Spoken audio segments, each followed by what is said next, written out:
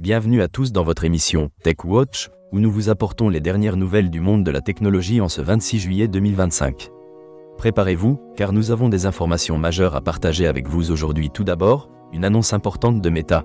La société ne permettra plus les publicités politiques sur Facebook et Instagram dans l'Union européenne à partir d'octobre 2025.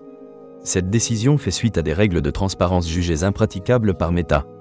Avec environ 533 millions d'utilisateurs actifs dans l'Union européenne, cela pourrait révolutionner la manière dont les campagnes politiques sont menées en ligne.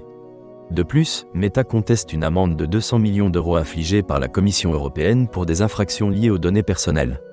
Cela met en lumière les tensions entre les grandes entreprises technologiques et les régulations européennes dans le domaine des innovations. Efficient Computer a lancé la puce Electron E1, conçue pour traiter les charges de travail d'intelligence artificielle dans des systèmes embarqués. Cette puce promet une efficacité énergétique supérieure à celle des processeurs ARM actuels, révolutionnant la manière dont les appareils gèrent l'intelligence artificielle. Google Labs a également introduit Opal, un outil pour créer des mini-applications d'intelligence artificielle, mais pour l'instant, il est uniquement accessible aux États-Unis. Ces avancées montrent comment le secteur de l'intelligence artificielle évolue rapidement en matière de cybersécurité. Des attaques de hameçonnage ciblant des comptes de gestionnaires de paquets JavaScript NPM ont été signalées.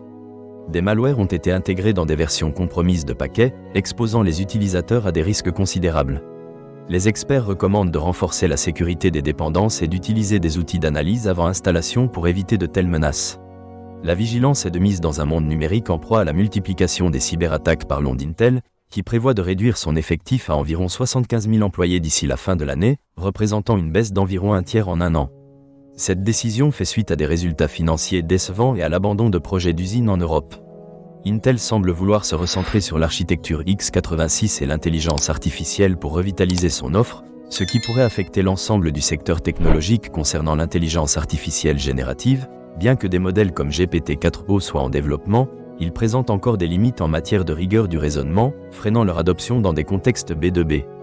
Les chercheurs suggèrent qu'une approche « Reasoning First », combinant logique symbolique et génération de texte, pourrait offrir des solutions plus fiables adaptées aux entreprises. SNCF Connect et Tech adapte sa politique numérique en intégrant des outils pour mesurer l'impact environnemental de ses applications. La société s'engage à réduire ses émissions de gaz à effet de serre et à obtenir une labellisation numérique responsable. C'est une initiative inspirante pour d'autres entreprises. Une enquête récente a révélé qu'un tiers des employés américains sabotent les stratégies d'intelligence artificielle générative de leur entreprise, souvent par crainte de perdre leur emploi. Les dirigeants doivent impliquer les employés dans le processus pour atténuer cette résistance, soulignant ainsi le besoin d'une communication claire dans l'adoption de nouvelles technologies en matière de cyberassurance. Netalis s'est associé à HFZ Assurance pour offrir une couverture destinée aux très petites entreprises et petites et moyennes entreprises, souvent peu protégées face aux cyberattaques. Ce partenariat vise à sensibiliser et sécuriser les petites entreprises face à la montée des risques cyber. Paritel a lancé Serenity Plus, une nouvelle offre de vidéosurveillance avec Ajax visant à lutter contre les cambriolages dans les entreprises.